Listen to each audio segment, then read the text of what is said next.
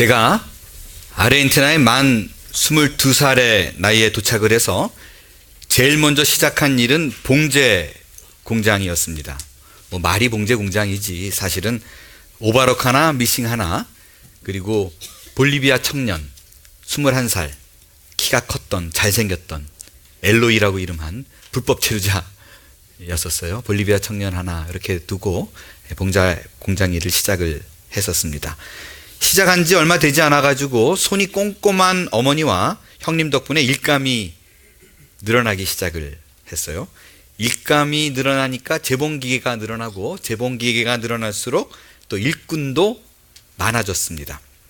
가장 일이 바쁜 시기에는 기계가 14대 그리고 종업원들이 27명이 있었어요.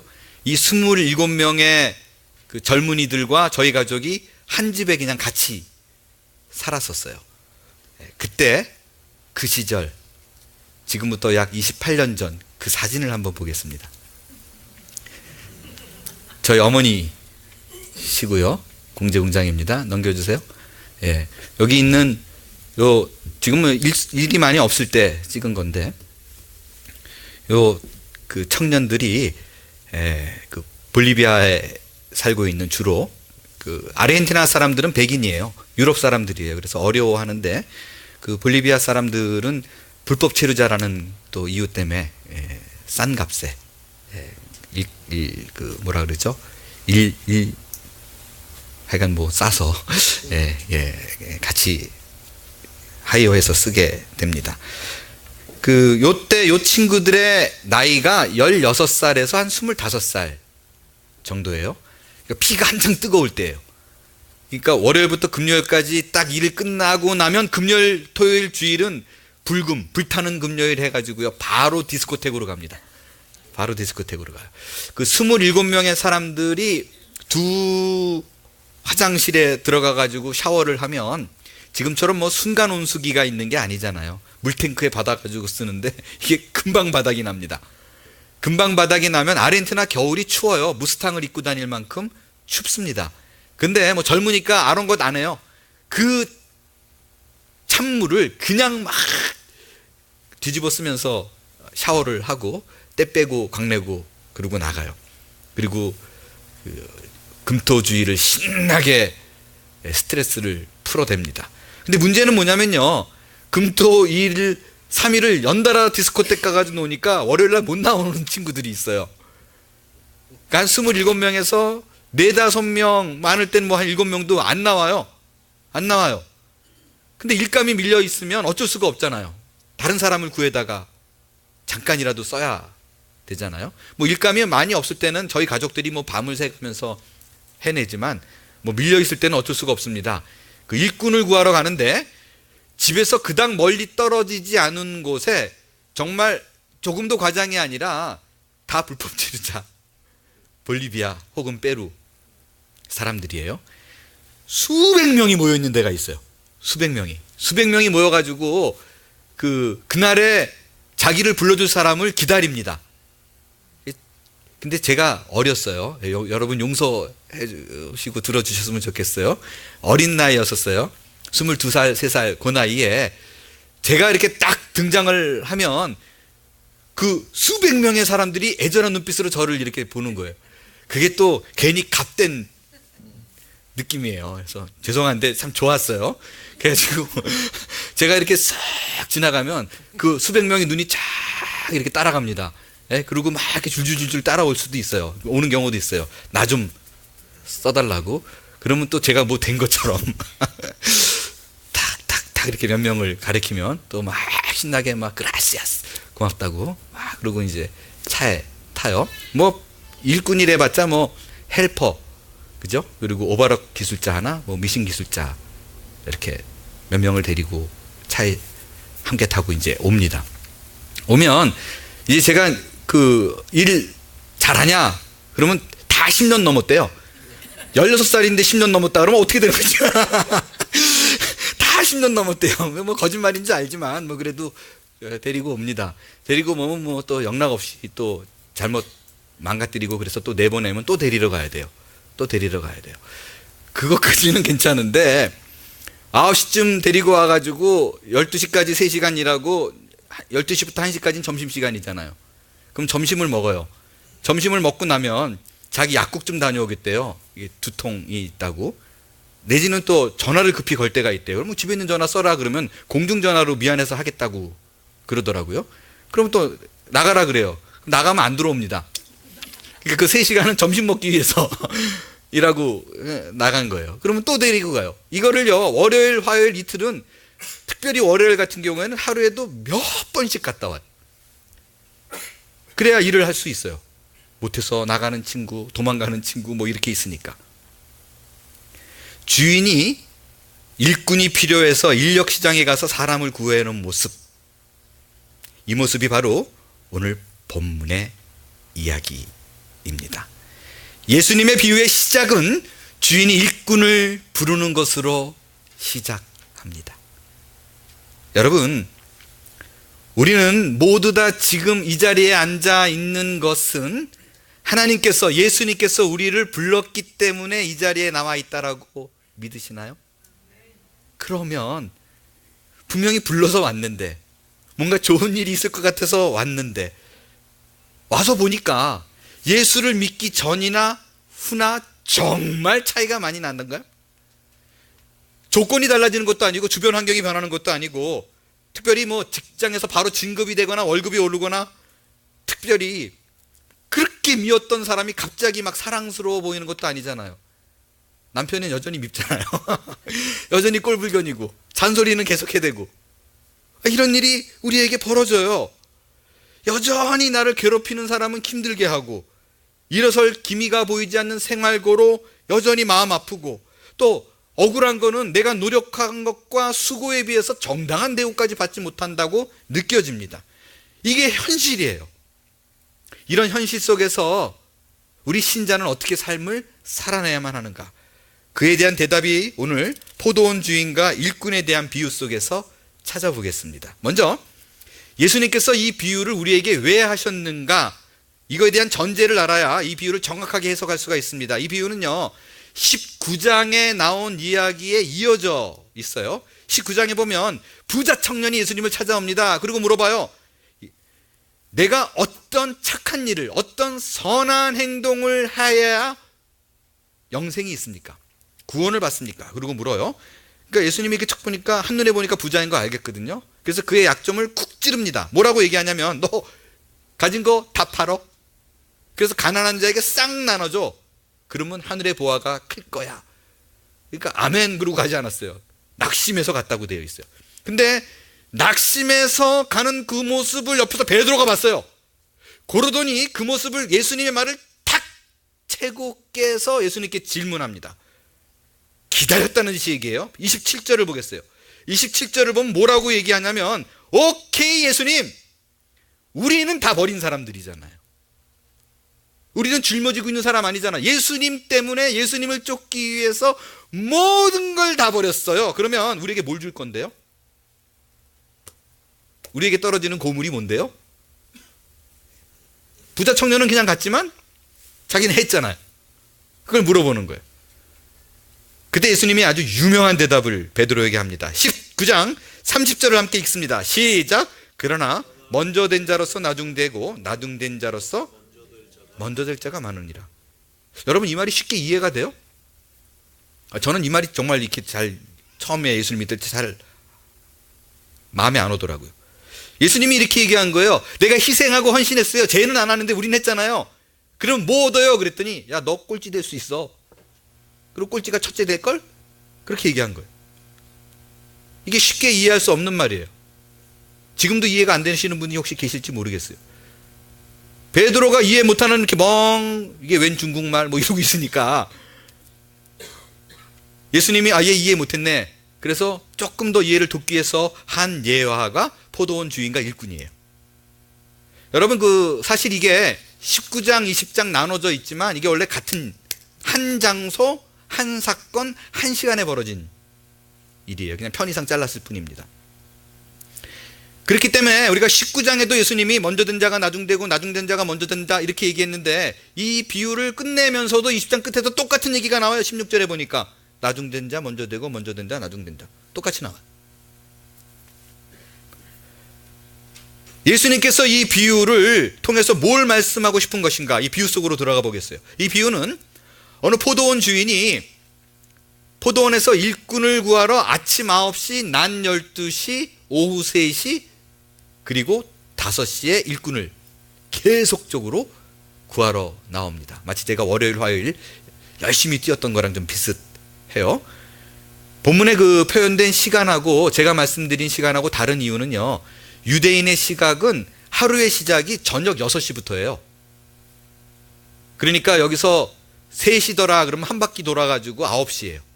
그래서 아침 9시, 12시, 3시, 5시 이렇게 얘기해요. 근데 그렇게 구해가지고 일을 시켜가지고 일을 했는데 아침 9시에 나온 사람이 일을 해서 받는 것이 한 데나리온이었는데 1시간만 일한 사람도 받은 게 한 데나리온이에요. 데나리온은 당시 화폐 단위예요. 그러니까 많이 일한 사람이 화가 났어요. 원망을 합니다. 그러니까 주인이 황당한 듯이 이렇게 얘기해요. 야, 내가 뭘 불공평하게 했다 그래? 내가 뭘 약속을 어긴 것처럼 얘기해? 너 처음 계약할 때 내가 너 데리고 올 적에 얼마 준다 그랬어? 한 데나리온 얘기했잖아. 그거 못 줬으면 뭐라 그래도 내가 약속한 거 줬고 나머지 사람도 내가 주인이야. 내 돈 주고 내가 그냥 똑같이 주는데 왜 네가 뭐라 그래? 이 얘기예요. 그러면서 야, 처음 된 자가 나중되고 나중된 자가 먼저 돼. 이 비유 속에서 예수님께서 베드로가 질문한 모든 것을 희생한 사람이 받는 보상, 그 대가가 뭐냐라는 질문에 대한 답으로요, 천국을 설명합니다. 근데 그 대답이 좀 특별해요. 독특해요. 자, 1절을 한번 보겠어요. 천국이 뭐라고 그러느냐. 1절 시작. 천국은 마치 품꾼을 얻어 포도원에 들여보내려고 이른 아침에 나간 뭐와 같다? 뭐와 같다? 집주인과 같다라고 얘기를 해요. 여러분 생각해 보세요. 천국이 뭐냐라고 물어봤을 적에 이것을 이해를 좀 쉽게 하려고 그러면요, 지역으로 설명하면 좀 쉬워요. 그죠? 그러면 좀 이렇게 느낌이 확 와요. 뭐냐면 제가 한국에 있을 때 거주한 지역이 분당, 판교 지역이에요. 여러분, 그 분당 사람들은 자기네가 살고 있는 지역을 999당이라고 얘기합니다. 무슨 뜻인지 아세요? 천당 바로 밑이래요. 이제 999당이래요. 근데 제가 살아보니까 그분들, 그렇게 첫 별명을 붙인 분들은 아마 미국을 안 오신 분들인 것 같아요. 여기가 훨씬 더 좋아요. 제가 진짜로 여긴 천국 같다고 느낀 곳이 있어요. 제가 21개주를 여행을 했는데 콜로라도가 그렇습니다.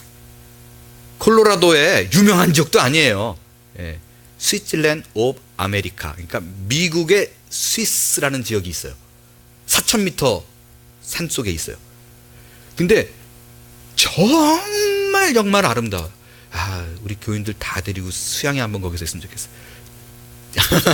아멘 나왔네요. 진짜로 천국같이 좋아요. 그리고 여러분 아시는지 모르겠는데 3,000m를 넘어가잖아요. 그러면 그 산에 올라가는 그 지역의 길이 1차선 양방 2차선이에요. 뭐 그건 그럴 수 있잖아요. 그죠? 산 위에다가 4차선 낼 필요는 없으니까. 근데 오는 차 1차선, 가는 차 1차선인데 가드레일이 없어요. 3,000m가 넘어가면 가드레일이 없습니다. 제가 조수석에 있다가 창문을 내리고 이렇게 보면 쫙 떨어져. 3,000m. 진짜예요. 가드레일이 근데 없어요. 너무 이상하잖아요. 그래서 왜 가드레일을 안 만들어 놓느냐고 물어봤더니 가드레일을 만들어 놓으면 사람이 심리적으로 안정을 느끼기 때문에 속도가 빨라진대요. 그래서 아예 없앴어요. 그러니까 떨려서, 소위 말하는 살 떨려서 천천히 가게 돼 있어요. 근데 정말 거기를 가면요, 조금도 과장이 아니라 제가 몇 번을 예전에 지구촌 교회 교인들도 거기 왔었어요. 저랑 가까운 사람들은 놀러 오곤 했었는데 정말 CG 같아요. 컴퓨터 그래픽 같아요. 이게 진짜 맞아? 리얼 맞아? 이라고 생각될 정도로 너무 아름다워요. 그래서 오는 사람마다 여기 천국 같아요 그래요. 왜? 구름이 밑에 있거든요. 이런 식으로요, 예수님이 천국에 대해서 비유를 할 적에 장소 혹은 지역으로 설명하면 이해가 쉬운데 예수님은 천국을 베드로에게 설명하는데 뭐라고 얘기해요? 천국은 뭐 같다? 집주인 같대요. 이게 무슨 소리예요? 그렇다면 베드로에 대한 대답, 베드로가 보상이 뭐냐라 그럴 적에 집주인이라고 표현했다면 그 주인의 마음, 주인의 의도를 이해하면 그것에 대한 보상이 뭔지 알 수 있다라는 거예요. 베드로가 이해해야 할 예수님으로부터 온 가장 큰 선물은 뭔가? 첫 번째, 은혜입니다. 여러분 1절을 다시 한번 보세요. 1절을 비춰주세요. 잘 보세요. 주인이 일꾼을 찾아서 열심히 찾아서 나선 이유를 뭐라고 설명하고 있어요? 일꾼을 찾고 또 찾은 이유. 주인이 포도원에 일이 급했나요? 사람이 없어서 일을 못했기 때문이라고 적혀 있나요? 아니에요. 뭐라고 돼 있어요? 주인이 일꾼을 찾은 이유는 단 하나, 일꾼을 포도원에 들여보내는 게 목적이에요. 포도원을 가꾸는 게 목적이 아닙니다. 포도원에 포도를 수확하기 위한 것이 목적이 아니에요. 주인은 지금 집 나간 자녀를 찾듯이 일꾼을 찾아 헤매고 있는데 그 이유는 자신이 아쉬워서가 아니라 단 하나의 이유, 일꾼을 위해서입니다. 일꾼에게 일을 주기 위해서예요. 이 주인의 마음을 이해한다면 왜 몽땅 다 한 데나리온을 줬는지 이해가 되죠. 굳이 설명하지 않아도 돼요. 당시 한 데나리온은 노동자 하루 일당이에요. 하루 품삯입니다. 그 돈이 있어야 하루를 살아요. 그 돈이 있어야 부양된 가족들을 먹일 수가 있어요. 그렇기 때문에 주인의 입장에서 이 일꾼이 얼마나 일을 했느냐는 그닥 관심이 없어요. 주인의 관심은 온통 일꾼이에요. 그 일꾼이 자신에게 주어진 부양된 가족들을 책임 있게 먹여 살릴 수 있는 그 능력 있는 자로 세워주는 거, 그 하루 일당을 쥐어주는 것이 주인의 목적이었었어요. 그래서요, 여러분 잘 보면요, 주인이 일을 다 끝낸 포도원의 일꾼들에게 하루에 일당을 줄 때 누구부터 줬어요? 먼저 온 자부터 줬나요? 나중 온 자부터 줬나요? 8절을 보겠어요. 예, 나중 온 자예요. 처음부터 온 자를 주지 않아요. 왜 그랬을까? 이건 확신합니다. 주인의 배려였어요. 왜 배려냐면 아마도 1시간을 일했던 사람은 분명히 월급을 많이 못 받을 거야. 월급이 아니죠. 일당을 많이 못 받을 거라고 생각을 했을 거예요. 그러니까 내가 하루를 살려면 100불이 필요한데 1시간을 일했으니까 10불밖에 못 받겠지. 그러면 나머지 90불은 이제 어디서 채우나. 해는 저무는데 날은 나가는데 우리 애들 어떻게 걷어먹여, 이 생각이 머리에 꽉 찼을 거예요. 왜냐하면 여러분 그 처음 온 사람들은 부를 때 일당 계약을 해요. 한 데나리온. 나중에 온 사람들은 계약 없이 그냥 불러요. 얼마 주겠다고 말을 안 해요. 그러니까 나중에 온 사람들은 그냥 어떻게든 조금이라도 받으면 감사하지라고 생각한 거예요. 그러니까 불안에 떨고 있는 모습 보니까 안 되겠다, 안심시켜줘야지. 그래서 먼저 온 사람이 아니라 나중 온 사람을 불러가지고 똑같이 일당을 줍니다. 여러분 10불밖에 못 받을 줄 알았는데 100불을 하루 종일 일한 사람이랑 똑같이 받아요. 기쁠까요? 아니면 당연하다고 생각할까요? 어려워요 이 문제? 예, 그죠? 예, 기쁘죠? 예, 감사합니다. 예. 기뻐요. 감동의 눈물을 흘렸을걸요? 주인을 평생 잊지 못하는 사람으로 대했을 것입니다. 요즘요, 유튜브 들어가서 보게 되면 이렇게 실험 카메라, 몰래 카메라라고 말하는 그냥 일반인이 찍어가지고 올려놓는 것들이 있어요. 근데 그 최근에 많이 올라온 것 중에 종종 올라오는 게 뭐냐면요, 홈리스들을 대상으로 그 몰래 카메라 이렇게 하는 게 있어요. 그걸 뭐 하냐면 전혀 기대하지 않았던 홈리스에게 큰 액수의 돈을 줬을 때 어떻게 반응하는가 라는 거를 이렇게 지켜봐요. 뭐 예를 들어서 이렇게 잠깐 누워있는 홈리스에게 몰래 가가지고 100불 이렇게 얹혀놓고 100불 놔두고 일어날 때 그걸 이렇게 계속 찍어요. 그럼 일어났을 때 100불을 보고 깜짝 놀래가지고 막 자기가 필요한 거를 막 장을 봐가지고 와요. 뭐 슬리핑백 베개 막 이런 거 막 타겟에 가가지고 신나게 막 갖고 와요. 그리고 딱 앉아가지고 기분 좋게 이렇게 보고 있는데 그 돈을 놔둔 사람이 옆에 툭 앉아가지고 막 자기 어려운 일 당한 것처럼 당장 뭐 돈이 필요한데 돈이 뭐 없다고 막 전화기로 하소연을 해요. 그러면 갑자기 홈리스가 이렇게 듣다가 일어나가지고 잠깐 내 가방 좀 봐달라 그러더니 이렇게 비닐백을 다 들고 어딜 가요. 그러더니 15분 20분 있다 나타났는데 타겟에서 리펀하고 그 돈 100불을 갖고 와요. 그래서 이렇게 필요하니까 준다고 뭐 이런 모습. 서로 나중에 이제 그게 몰카인 걸 알고 울죠. 서로. 그리고 또 재밌는 건 뭐냐면 그 로또 주인하고 요 몰래카메라 실험자하고 짜요. 홈리스가 복권 갖고 들어오면 로또 갖고 들어오면 무조건 당첨됐다 그러고 돈 1000불 줘라. 그렇게 짜요. 그리고 이제 앉아있는 그 홈리스에게 힘들어하고 있는 사람에게 가가지고 아 내가 돈이 없는데 일단 복권 하나 샀으니까 이거 가져라. 그럼 막 뭐 감사하다고 아 이거 뭐 사실 1불 2불밖에 안 되는데 아 괜찮다고 그 마음이 고맙다고 막 또 막 이래요. 그럼 우리 한번 당첨됐는가 가보자고 같이 또 거길 들어가요. 그럼 집주인이 그 주인이 그 복권 주인이 이렇게 받아보고 축하한다 그러고 1000불을 이렇게 줘요. 그럴 때 어떻게 반응하는가? 근데 그 1000불을 받잖아요. 근데 그걸 안 가져요. 반을 나누든지 띄워줘요. 자기 이거 받을 수 없다고. 더 놀라운 건 돈을 받은 사람들이 거의 뭐 그런 사람만 올렸겠지만 많은 사람들이 그 돈을 가지고 그로소리에서 물건을 사요. 홈리스가. 그리고 공원 가가지고 자기랑 비슷한 처지에 있는 사람들에게 그걸 또 나눠줍니다. 그럼 막 뛰어와가지고 왜 그렇게 했냐라고 묻죠. 그러면 예외 없이 이렇게 대답합니다. 받은 은혜가 너무 커서, 받은 사랑이 너무 커서 처음으로 사람 대접 받았어요. 마찬가지예요. 조금밖에 일하지 않았는데 하루 일당을 받은 그 친구는 너무 감격해야 합니다. 그런데 주인을 위해서 내가 일을 했다라고 생각하는 일꾼은 감사가 없어요. 오히려 약속대로 줬는데 작다고 느껴요. 이게 무슨 얘기예요?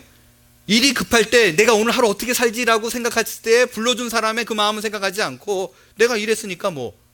근데 왜 똑같이 줘? 약속대로 줘도. 지금 베드로가 이 처음 일꾼과 똑같아요. 여러분 예수님이 베드로를 혹시 불렀을 때를 기억하시나요? 다른 제자들은 그 예수님이 한 번 불러요. 나를 따르라. 그럼 마태는 그 자리에서 벌떡 일어나서 나오잖아요. 베드로는 2번 부른 거 혹시 아세요? 베드로는 처음에 자기 동생 안드레가 형 와봐. 그래서 따라가 봐요. 그래서 예수님을 만나요. 근데 그때는 안 믿어요. 안 따라가요. 2번째 사건이 하나 터지죠. 여러분이 잘 아시는 사건이에요. 베드로가 밤새도록 낚시했는데 못 낚았어요. 아무것도 못 건졌어요. 근데 예수님이 오더니 깊은 데로 가서 그물을 던져라. 깊은 곳에 그물 던져. 그 찬양. 그랬더니 갑자기 막 물고기가 왕창 잡혔어요. 여러분 예수님께 처음 그런 은혜를 받았을 때, 그런 감동을 받았을 때에 베드로가 어떻게 취했는지 알아요? 행동을? 그때는요 엎어집니다. 그리고 감사합니다가 아니에요. 나를 떠나소서 나는 죄인입니다. 나는 당신과 함께 일을 할 수 없을 만큼 더러운 자예요 라고 얘기를 해요. 엎어진다니까요. 그때 만약에 예수님이 생각해보니까 내가 실수한 것 같다. 너 죄인이지. sorry 이러고 갔으면 지금 20장에 베드로는 없어요. 그럼에도 불구하고 그를 설득해서 데리고 옵니다. 그로부터 3년이 지났어요. 3년이 지나니까 베드로가 어떤 생각하냐면 맨 처음에 감동받아가지고 엎어졌을 때 기억은 없고 3년 동안 내가 당신 일을 했으니까 계산합시다. 대가 치러주세요 이러고 있는 거라고요. 처음에는 엎어져서 얘기했는데 이번에는 빳빳하게 고개 들고 얘기하는 거예요. 이제 한번 해볼까요? 그래서 예수님이 어이가 없이 여기고 한 말이 이거예요. 야, 뭐 첫째가 꼴찌되고 꼴찌가 첫째돼. 경고해요. 근데요, 우리 한번 솔직히 생각해 보자고요. 우리가 베드로 같지 않나요? 여러분이 처음 예수 믿었을 때 감격 이런 것보다 지금 기도했을 때 하나님이 이루어지지 않으면 더 서운해요. 특별히 예전에 저 뒷자리에 이렇게 제가 이렇게 보려고 그럴 적에 잘 눈이 안 마주치시는 이렇게 분들 저기 앉아가지고 썬데이 크리스찬 이렇게 있다가 그냥 주일날 살짝살짝 가시는 분들이 기도했는데 기도가 응답이 왔으면 막 감동하잖아. 야, 나를 기억하네. 세상에 하나님이 나를 알아주네. 뭐 이런 감동이 있는데 언제부터인가 내가 교회 봉사를 열심히 하고 또 뭐 기도 생활 열심히 하고, 아이러니한 건 성경 공부 제자 훈련 이런 거는 교회를 위한 게 아니잖아요. 본인을 위한 거지. 근데 그런 거를 열심히 빠지지 않고 하다 보면은 어떤 생각이 드냐면 그것이 내가 하나님께 무언가를 요구하기 위한 카드로 쌓여요. 그러고 나서는 이제 조금만 뭐 안 들어주면 어떻게 생각돼요? 서운해요. 하나님이 어찌 이럴 수가. 그게 베드로랑 똑같은 거예요. 내가 하나님을 위해서 뭘 했다라고 생각하는 순간 내가 지금 받은 모든 은혜는 다 까먹어버려요. 그리고 자꾸 개인적인 하나님과의 소통하면서 이루어지는 간격보다 자꾸 쟤보단 내가 낫나? 어떤가? 이걸로 살펴보게 돼요. 여러분, 베드로가 잘나서 부른 거 아니잖아요. 그냥 예수님의 열심과 인내와 오래 참음과 뭐 이런 걸로 하나님께서 사도 만든 거잖아요. 특별히 우리가 오해할 부분이요, 내가 재능이 있어서 이 재능을 하나님이 사용합니다라는 것처럼 무서운 생각이 없어요. 그 경고가 뭔지 아세요? 예수님께서요, 예루살렘에 입성하는 사람들 막 시끄러울 때 제자들이 호산나 호산나 못하게 하니까 예수님이 뭐라 그랬어요? 쟤네들을 못하게 하면 돌들이 소리 지른대요. 비인격체. 그러니까 하나님은 그럴 능력이 있는 거예요. 일이 아쉬워서, 교회 봉사가 아쉬워서, 뭔가 필요해서 여러분의 재능을 쓰는 거 아니에요. 하나님은 무슨 말을 하시냐면, 예수님은 아무런 능력 없어도 내가 그냥 능력 주면 할 수 있어. 근데 너를 쓰는 걸 감사해야지. 사용받는 걸 감사해야지. 내가 쓸만해서 하나님이 부른 게 아니라 일꾼을 위해서 포도원을 불렀던 포도원 주인처럼 나를 향한 하나님의 인내와 사랑과 관심이 오늘도 있다. 이 생각이 우리를 살릴 거예요. 두 번째로, 그러면 신자에게 약속된 보상의 내용이 무언가 라는 점이에요. 3년간 예수님을 쫓았는데 보상의 내용이 뭐예요? 이거잖아요. 여러분, 이게 굉장히 중요한 게요, 베드로에게 약속한 보상의 내용이 앞으로 우리가 받게 될 보상의 내용과 동일합니다. 그죠? 그래서 이게 중요해요. 앞서 19장에서 베드로가 모든 걸 버리고 주를 따른 보상이 뭐냐고 물을 때 예수님의 대답이 19장 28절입니다. 이게 보상이래요. 이런 보상을 우리에게 할 거래요. 같이 읽을까요? 시작. 예수께서 이르시되 내가 진실로 너에게 이르노니 세상이 새롭게 되어 인자가 자기 영광의 보좌에 앉을 때 나를 따르는 너희도 12보좌에 앉아 이스라엘 12지파를 심판하리라. 제자들이 이스라엘 12지파를 심판하게 되는 것이 보상이라고 말씀하는데요, 여기서 심판이 뭔가 이거는 제가 다음 기회에 살펴볼게요. 중요한 보상이 뭐냐면 여기서 너희도 심판하리라, 내가 하듯이 이거잖아요. 그러니까 예수님처럼 우리도 살게 될 거라는 거예요. 예수님이 하는 거를 우리가 행하게 될 거라는 거예요. 이 말은 뭐냐면 이런 게 아니에요. 예수님처럼 소경을 보게 할 것이다, 안진뱅이를 일으킬 것이다, 네가 기도하면 오병이어의 기적이 일어날 거다, 한번 나가봐라, 바다 위를 걷게 될 것이다, 이 일을 우리가 똑같이 예수님처럼 하게 될 것이다, 이런 얘기가 아니에요. 이 말은 뭐냐면요, 예수를 믿는데 받는 가장 큰 보상은 내가 누군가 혹은 무엇인가에 구애받지 않고 구속받지 않고 내게 지금 하는 모든 것을 마음껏 누릴 수 있는 자유예요. 그러니까 이런 겁니다. 구속받지 않는다는 내용이 되게 중요해요. 예전에는 여러분이 신자니까 정직하게 살아야 돼, 인내해야 돼, 겸손해야 돼, 사랑해야 돼, 이거를 윤리와 도덕 강령으로 지켰던 신자의 의무이기 때문에 힘들지만 해야겠다라고 생각했다면 이제는 아니라는 거예요. 이제는 내가 정직할 수 있어요. 그냥 심플하게 정직할 수 있어요. 내가 이제는 참을 수 있어요. 내가 이제는 쉽게 흥분하지 않을 수 있어요. 그게 신자이기 때문에 하나님이 내 인생을 책임지고 있다라는 확신이 있는 자가 행할 수 있는 나의 권리라는 뜻이에요. 그 차이를 좀 이해하시겠나요? 내가 어떤 성경에 나온 모든 윤리와 강령을 그것을 지켜나가는 것으로 복을 받겠다, 이런 것을 하나님은 이걸 조건 삼아서 나에게 복을 주겠다라는 것은 아직 구약에 맺혀 있는 것입니다. 하나님께서는 여러분에게 요구를 할 적에 그거를 해, 그것이 신자의 삶이야, 안 하면 내가 너를 야단칠 거야, 이게 말이 돼, 이런 훈계 차원으로 둔 게 아니에요. 그렇게 살아도 돼 라는 거예요.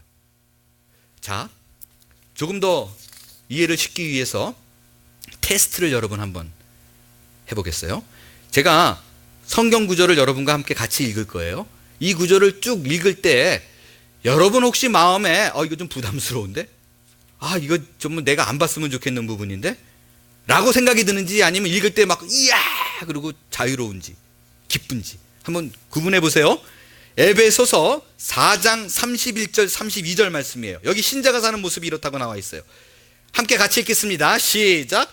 너희는 모든 악독과 노함과 분남과 떠드는 것과 비방하는 모든 악의와 함께 버리고 서로 친절하게 하며 불쌍히 여기며 서로 용서하기를 하나님이 그리스도 안에서 너희를 용서하심과 같이 하라 라고 되어 있어요.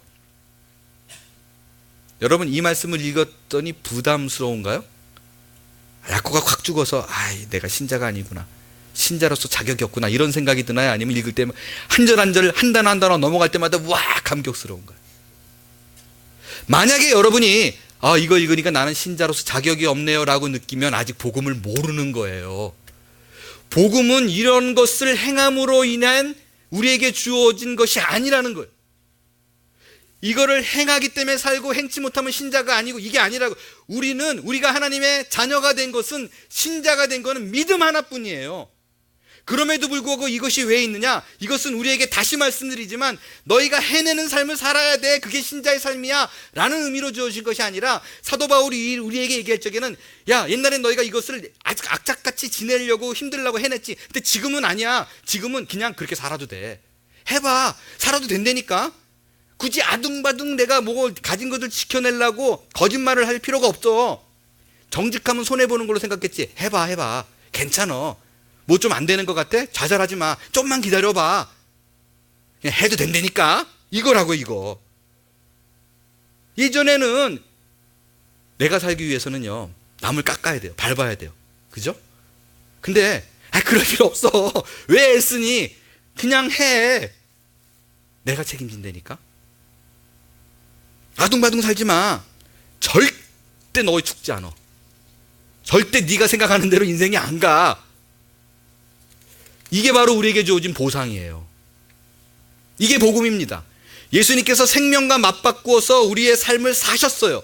우리 한 사람을 마치 포도원 주인이 일꾼을 부를 때 이거 부려먹어야겠다, 이거 써먹어야겠다라고 부른 게 아니라고요. 왜 불렀어요? 일꾼을 위해서 불렀어요. 예수님께서 우리를 부르신 게, 하나님께서 우리를 구원의 자녀로 삼으신 게 교회 일을 해일 때 부족해서 부른 게 아니라고요. 돈이 부족해서 여러분에게 헌금을 이게 아니라고요. 우리를 위해서 부른 거예요. 우리를 위해서 부른 거예요. 조금 더 들어가 볼게요. 헌금이나 11조를 한번 생각해 볼게요. 11조를 여기 하고 계신 분 중에서 이거는 하나님께서 우리에게 주신 마땅한 율법이야 라고 지키고 있다면 복음을 모르는 거라고요. 하나님께서 11조 하면 복을 무지하게 주고, 안 하면 저주 주고, 저주가 두려워서 11조를 한다면 아직 복음을 모르는 거예요. 혹시 여러분 중에 11조를 하시면서 이런 생각으로 시작을 했거나 이런 생각을 갖고 있는 분이 계실까 모르겠습니다. 오케이, 내가 오늘부터 이번 달부터 11조를 하자. 좀 큰 액수를 들여보자. 1000불을 내가 매달 11조를 1000불을 해보자. 내가 믿기는 우리 하나님은 크고 놀라운 분이시기 때문에 이 1000불을 드리면 10배로 뻥 튀겨가지고 10,000불을 주실 거야. 이런 거를 생각하고 드리면서 내가 믿음 있다 라고 생각하면 착각하는 거예요. 그거는 믿음이라고 얘기하는 거 아니에요. 투기라고 얘기해야지. 만일 여러분이 재산을 10배로 불리고 싶다면 교회에 헌금하면 안 돼요. 차라리 건물을 사세요. 땅을 사세요. 거기 투자하는 게 훨씬 더 여러분의 노후에 좋습니다. 그게 안전한 투자예요. 여러분 11조를 했더니 내가 부자가 되었다 이런 말에 속지 마세요. 요즘 교회 재정이 그닥 좋은 건 아닌 걸로 제가 아는데 우리 그 재정 맡으신 분이 끝나고 저한테 막 뭐라고 할지도 모르겠습니다. 이렇게 설교해서 죄송한데, 근데 정말이에요. 11조 했다고 다 부자 되는 거 아니에요. 11조 하는 사람 중에 100명이 있으면 한 두세 명 이렇게 그런 일이 벌어질 수 있어요. 근데 꼭 그 두세 명만 앞세워가지고 11조 하면 부자 되는 것처럼 얘기하는. 그러니까 간증이 위험해요. 간증은 많이 하는 건 좋아하는데 그거를 일반화하는 게 위험해요. 간증이 나쁘다는 건 아니에요. 내가 주어진 하나님의 은혜가 있으면 나눠야죠. 미친 듯이 나눠야죠. 간증이 나쁘진 않은데 그것을 일반화하는 거, 그 사람에게 주어진 하나님의 기적을 이루면 다 된다라고 생각하는 게 위험한 거예요. 여러분, 11조를 안 하시는 분이 있다면 한번 해보세요. 세 가지 사실을 당장 알게 됩니다. 하나는 뭐냐면, 우리가 흔히 듣던 대로요, 정말로 벌어져요. 11조를 했더니 그게 채워지더라. 이런 일이 벌어져요. 이건 그냥 해보면 아시니까 제가 굳이 설명을 안 드려도 될 것 같아요. 근데 또 다른 경우가 있어요. 뭐냐면, 큰 맘 먹고 이번 달에 11조를 딱 했어요. 그리고 월말에 계산했더니 딱 11조 한 만큼 빵꾸가 나서, 딱 11조 한 만큼 손해가 나네. 이게 벌어져요. 근데 이런 일이 또 적지도 않아요. 다들 그렇게 말하면 욕먹을까 말을 안 하고 있어서 그렇지. 더군다나 억울한 건 죽을 만큼 힘든데 그래도 하자 그러고 했는데 죽겠어요. 근데 또 다른 사실 하나 알게 돼요. 그건 뭐냐면, 죽을 만큼 힘들어서 했는데 안 채워져요. 근데 그거 없어도 사네? 라는 거예요. 그거 없으면 죽을 줄 알았는데 살아내네? 이런 게 쌓이다 보면 어떤 일이 있는지 아세요? 우리 인생에서 가장 중요한 건 돈이라고 여기잖아요. 솔직히. 근데 이게 중요한 게 아니네. 요거 없어도 누리는 자유가 있네. 이거를 알게 돼요. 우리의 신분은 물질이 우리를 구속할 수 없습니다. 재물이 우리를 감히 농간할 수 없습니다. 하나님이 책임지는 자녀 인생이기 때문에 그렇습니다. 평소에는 분명 부족한데 또 이래요. 11조를 했더니 그 다음부터 손해가 나기 시작해요. 근데 정말 필요해요. 이거는 이거 없으면 안 돼요. 죽을 것 같아요. 근데 또 그럴 때는 또 하나님이 기가 막히게 딱 채워줘요. 이해가 안 되는 방법으로. 그걸 경험합니다. 여러분, 이게 자꾸 이런 경험이 쌓이다 보잖아요. 그러면 돈으로 살 수 없는 걸 사게 돼요. 알게 돼요. 이게 뭐냐? 세상을 향할 때 이제 당당해져요. 비굴하지 않아요. 내가 돈이 없다고 찌그러지지 않아요. 이 세상을 살아가는 힘은 물질이 아니라 하나님의 은혜구나 라는 걸 알게 돼요. 그래서 내 인생이 싸구려가 아니라는 걸 평가하게 돼요. 옛날에 돈으로 평가될 때는 나는 없는 자예요. 그래서 싸구려 인생을 살 수밖에 없지만, 돈으로 평가할 수 없는 무언가가 채워질 때는 이제 나는 더 이상 싸구려가 아니에요. 그게 신자가 받는 보상이에요. 그게 11조예요. 11조는 그 이상도 그 이하도 아니에요. 이것이 예수 믿는 자가 누리는 가장 큰 보상입니다. 이거를 통해서 내가 누구보다도 하나님을 더 잘 아는 자가 되는 거예요. 여러분, 부탁이 있는데요. 제발 제 이 설교를 듣고요. 그럴 줄 알았어요. 결국 돈 내라는 얘기잖아. 또 이렇게 들으면 안 돼요. 제발 정말 그렇게 마음을 막 자꾸를 열어가지고 까보일 수도 없고 그런 거 정말 아니에요. 제자들이 누렸던 가장 큰 보상이 바로 이겁니다. 그들이 모든 걸 다 포기했어요. 따라다녔어요. 그랬더니 예수님을 누구보다, 하나님을 누구보다 잘 아는 자가 된 거예요. 그것이 그들에게 있어서 가장 큰 보상이요, 축복입니다. 기억하십시오. 무언가 내가 하나님께 봉사하거나 헌신하거나 드릴 때 그것을 조건 삼아 하나님께서 뭐를 한다는 것은 위험한 생각입니다. 여러분이 어떤 거를 할지라도 여러분이 현재 있는 위치에서 좋은 직분, 좋은 직위, 좋은 직장, 이럴 수는 있는데 그것을 보장하는 조건이 아닙니다. 오히려 낮고 천하고 비천한 곳에 있을지라도 내 삶을 흔들어 놓을 수 없는 강한 은혜, 하나님의 강권하심이 내 삶을 채우고 있구나 라는 것에 기뻐하게 될 것입니다. 그게 우리의 보상이에요. 마지막으로 그런 보상을 우리에게 주신대요. 그러면 어떤 방법으로 줄 것인가? 보상의 방법입니다. 하나님께서 이 예수님을, 그 하나님을 우리 신자가 가장 잘 이해하고 그분을 알아가는 것으로 어떤 방법을 사용하시는가 라는 부분이에요. 오늘 본문의 내용과 똑같은 내용이 마가복음 10장에 나와요. 근데요, 똑같은 내용인데요, 마가복음 10장에는 마태복음에 없는 내용이 슬쩍 쑥 들어와 있어요. 그게 뭐냐? 마가복음 10장 29절 30절입니다. 잘 안 읽는 구절이에요. 읽겠습니다. 시작.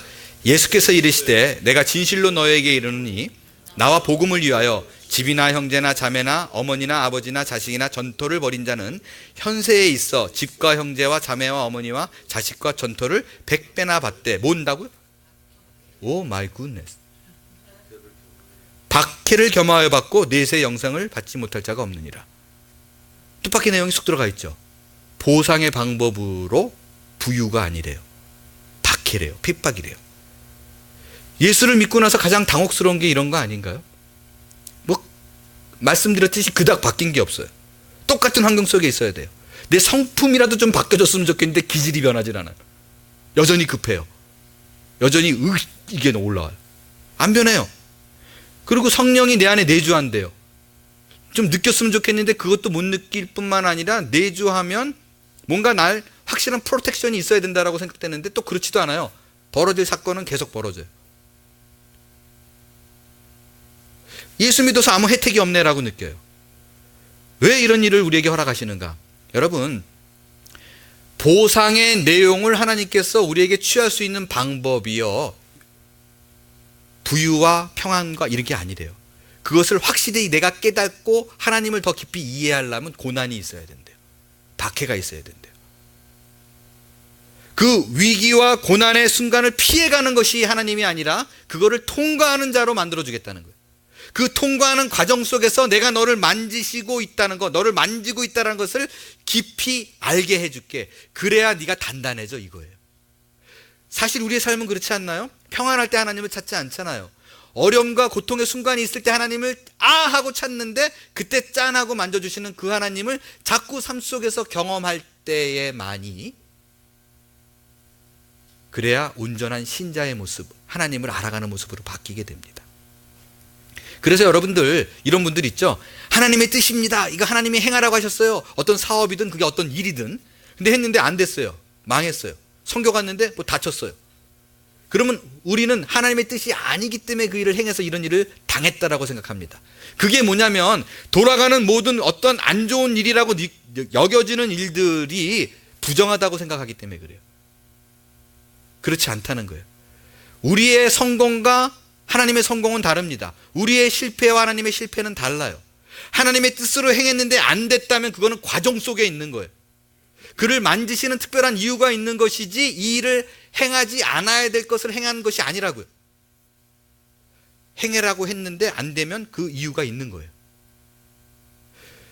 우리에게 당한 모든 일들, 가장 중요한 건 죽음을 부정적으로 생각하는 거. 그죠? 그런 것조차도 안 좋다라고 생각하니까 자꾸 무서워지는 거 아니에요. 근데 그 모든 당한 일들, 행한 일들, 벌어지는 모든 일들이 주의 뜻 안에서 나를 만지시고 하나님께서 나를 경험케 하기 위한 것이라고 믿을 때 오늘이 쉬워요. 지금 이 순간이 넘어가기가 쉬워요. 이 죄악된 세상에서 하나님의 성품으로 온전히 빚어가는 방법이, 보상을 완벽하게 느끼게 할 수 있는 방법이 성경은 얘기합니다. 박해라고, 핍박이라고. 그래야 하나님을 더 알게 될 것이라고. 말씀을 마칠게요. 이제 여러분에게 허락된 인생과 신자된 신분에게 약속된 것이 무엇인지를 확인하십시오. 여러분의 인생의 귀함과 여러분이 애써 책임지고 해야 되는 신자로서의 삶에서 승리하십시오. 보상은 우리가 또다시 요구할 것이 없습니다. 여러분의 인생과 여러분 안에 이미 허락되어 있는 거예요. 그리하여 자랑할 걸 채우고 싸우고 나누어질 수 있는 고귀한 경지까지 도달하는 모든 우리 한몸교회 신자가 될 수 있기를 축원합니다. 일어나서 찬양 드리겠어요. 은혜입니다.